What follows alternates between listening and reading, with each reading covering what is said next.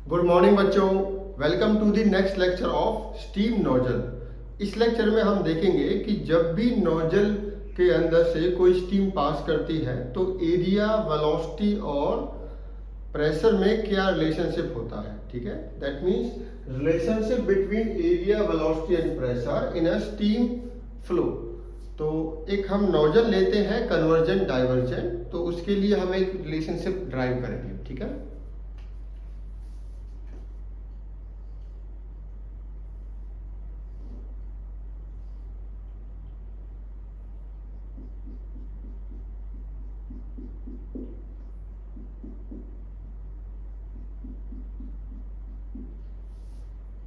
तो हमने एक कन्वर्जेंट डाइवर्जेंट नोजल ली है।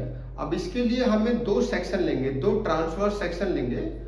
तो हम यहाँ पर दो ट्रांसवर्स सेक्शन लेते हैं। इस सेक्शन में एरिया ए है, यहाँ पर एरिया ए प्लस डी ए है।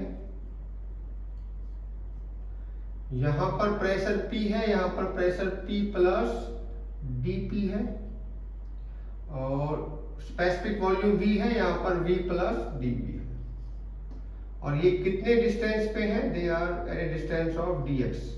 So consider two transverse section in a convergent divergent nozzle which is having pressure A, area A, pressure P and specific volume V, and second section is having area A plus dA, pressure P plus dP and specific volume V plus dP.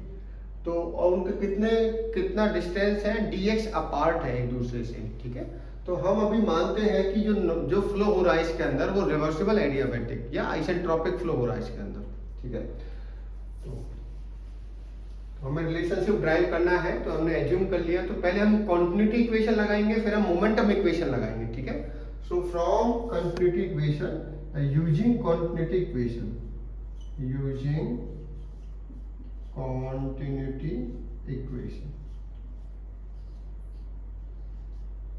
हमें पता है according to continuity equation mass flow rate remains constant in both the sections. यहाँ पर और यहाँ पर दोनों जगह पर मास फ्लो रेट क्या होगा? कांस्टेंट होगा। तो वो क्या होगा? A C divided by V equal to A plus D A C plus D C divided by V plus del. अब इनको रीअरेंज कर लेते हैं, v वाले टर्म्स को एक साथ रख लेते हैं। तो ये हो जाएगा v plus del V divided by v equal to a plus D A divided by a into c plus D C divided by c। कुछ ये वैल्यू हम यहाँ पर ले गए और ये वैल्यू हम यहाँ पर ले आए, इसके ऊपर ले आए। ठीक है, तो अब हम इनको डिवाइड करेंगे, तो ये आ जाएगा आपका 1 plus D V by V equal to 1 plus D A by A into 1 plus D C by C. अब देखिए इनको मल्टीप्लाई करेंगे हम, तो स्मॉल जो टर्म्स है उनको अगर मल्टीप्लाई करते हैं तो स्मॉलर टर्म्स आती है, तो उसको हम इग्नोर कर सकते हैं। तो ये हो जाएगा आपका D A by A plus D C by C minus D V by V equal to 0। ठीक है, तो ये इक्वेशन हम इसको इक्वेशन नंबर ए मान लेते हैं। This is equation number A. From momentum equation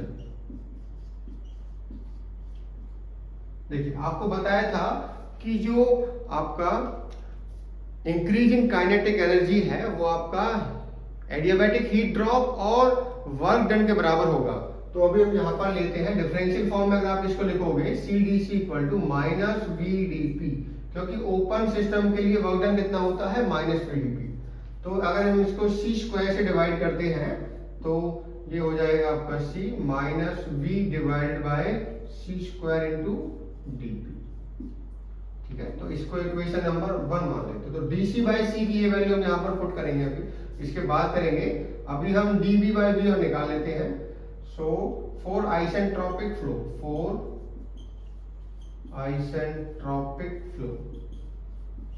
क्या होगा? P V raise to power gamma equal to constant. तो यहाँ पर इस इक्वेशन में अगर हम लॉग लेते हैं, taking log on both sides, then it will become log p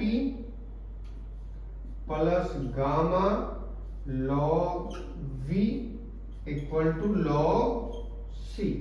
okay, आप डिफरेंशिएट कीजिए इसको, ये हो जाएगा आपका dp by p plus gamma dv by v equal to 0, क्योंकि ये कांस्टेंट है हमारा। ठीक है, तो अभी dp बाई p निकाल लेते हैं, यहां से इसको रब कर देते हैं। तो यहां से आप देखिए dv बाई v कितना आ जाएगा, so that dv by v equal to -1 by gamma into dp by p, that is equation number second. So equation 1 और 2 की वैल्यूज हम इक्वेशन a में पुट कर देते हैं, then we will get dA by a plus dc by c को क्या लिखोगे, minus v divided by c square into dp minus db by v को क्या लिखेंगे हम, minus of 1 by gamma into dp by p equal to 0। ठीक है, तो इसको अभी ओपन कर लेते हैं, जो हो जाएगा minus v by C square into dp plus 1 by gamma dp by p। अब देखिए da बाई a को एक साइड में रखिए और सारी टर्म्स को एक साइड में ले जाओ, तो ये हो जाएगा आपका v by C square dp minus 1 by gamma dp by p। ठीक है, अब इसको हम आगे सॉल्व करते हैं, सो इसको रब कर देते हैं, तो ये क्या वैल्यू आ जाएगी आपकी, that will become da by a will be equal to, देखिए यहां से हम ये वैल्यू कॉमन ले लेते हैं पूरा। ठीक है, that means d1 divided by, taking common, पहले इसको लिख लेते हैं एक साथ, v divided by c square into dp minus 1 by gamma dp by p। Okay, so अब यहां से कॉमन लेते हैं, 1 divided by gamma dp by p, इसको कॉमन ले लिया हमने, अंदर क्या बचा, देखिए यहां पर हो जाएगा v into gamma dp into p। ठीक है, गामा इंटू p ऊपर चला गया। ओके, ये तो यहां से dp हट जाएगा अभी, क्योंकि dp दोनों में है, कॉमन ले लिया हमने, डिवाइडेड बाय ये क्या होगा, c स्क्वायर माइनस 1। क्या किया देखिए, हमने ये वैल्यू यहाँ पर कॉमन ले ली, तो dp तो यहाँ पर भी है, वो कैंसिल आउट हो गया, और जो गामा इंटू p है वो यहाँ पर चला जाएगा आपका। ठीक है, so this is equal to da by a। अब देखिए हमें पता है, we know that sonic velocity cs, ठीक है, ये आपकी सोनिक वेलोसिटी क्या होती है, equal to under root gamma R T. ठीक है, अब cs को आप ऐसे लिख सकते हो, cs स्क्वायर क्या हो जाएगा, गामा आर टी। अगर आइडियल गैस हम लगाते हैं, इक्वेशन लगाते हैं, तो एक आइडियल गैस से क्या हो जाएगा, आर टी की जगह पे क्या लिख सकते हो आप, P V. That mean gamma P V की जगह पे आप क्या लिख सकते हो, c स्क्वायर, सोनिक वेलोसिटी का स्क्वायर। तो उसको हम लिख देते हैं da by a equal to 1 by gamma dp by p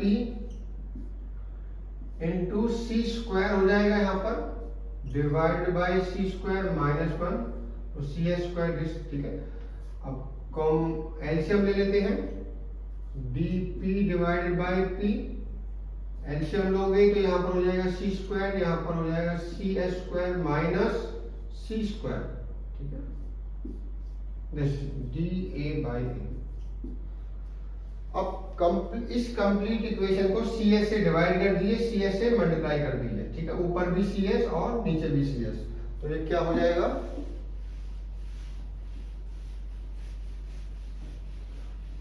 तो da बाई a क्या हो जाएगा आपका, da by a will become 1 divided by gamma dp by p, और ये कितना हो जाएगा, देखिए cs से डिवाइड करोगे तो that will become 1 minus c divided by cs का square divided by c divided by cs square. अब मैक नंबर क्या होता है? मैक नंबर होता है V/C, ठीक है। इसका मतलब होता है velocity divided by sonic velocity. तो जहां पर C/CS है वहां पर हम मैक नंबर लिख सकते हैं। सो ये आपका रिलेशन हो जाएगा dA/A equal to 1 by gamma dP/P into 1 minus m square divided by m square, where m is the Mach number, where m is the Mach number. So this is the relationship. तो इस relationship में आप देखोगे area भी है, pressure भी है और वेलोसिटी भी है।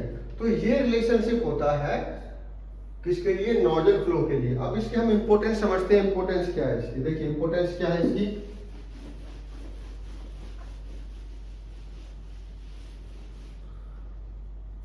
फॉर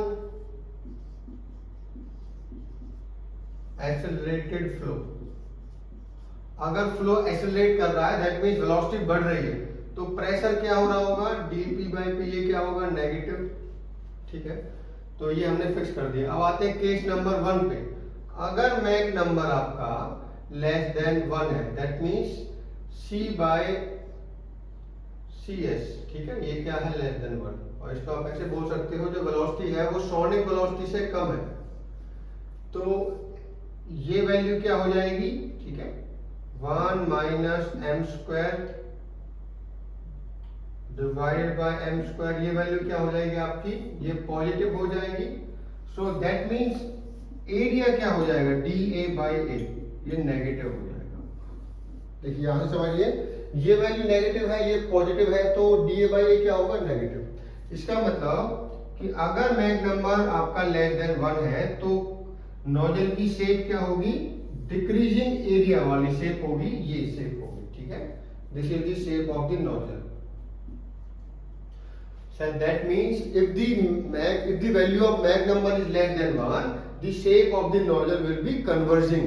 So कैसी शेप होगी? converging। अब आते हैं सेकंड केस पे, यहां से समझिए, इसको रब कर देते हैं। तो केस नंबर 1 समझिए आप कि अगर Mach number 1 लेस देन 1 है तो एरिया जो है आपका वो नेगेटिव होगा फ्लो की डायरेक्शन में, तो इसका मतलब है कन्वर्जन टाइप ऑफ नोजल होगी। अब आते हैं सेकंड केस पे, केस 2।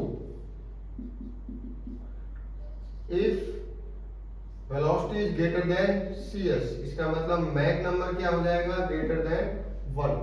अगर मैक नंबर ग्रेटर देन 1 है तो 1 minus m square divided by m square की वैल्यू क्या हो जाएगी? नेगेटिव।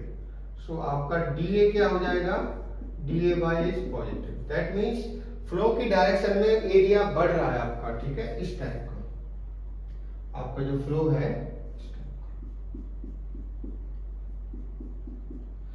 So that means कि अगर सुपरसोनिक वेलोसिटी है या सुपरसोनिक फ्लो है, उसके लिए नोजल की शेप क्या होगी? डाइवर्जेंट।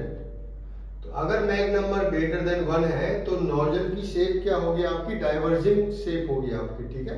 दैट मींस इस टाइप से शेप होगी आपकी। तो इस रिलेशनशिप से हम ये बता सकते हैं कि मैक नंबर के अकॉर्डिंग आपका कैसी शेप होगी, किस टाइप की शेप होगी आपकी नोजल की, या एरिया बढ़ेगा या घटेगा, ठीक है। तो ये इंपॉर्टेंस होती है हमारी इस इक्वेशन की। So that is very important equation. So thank you.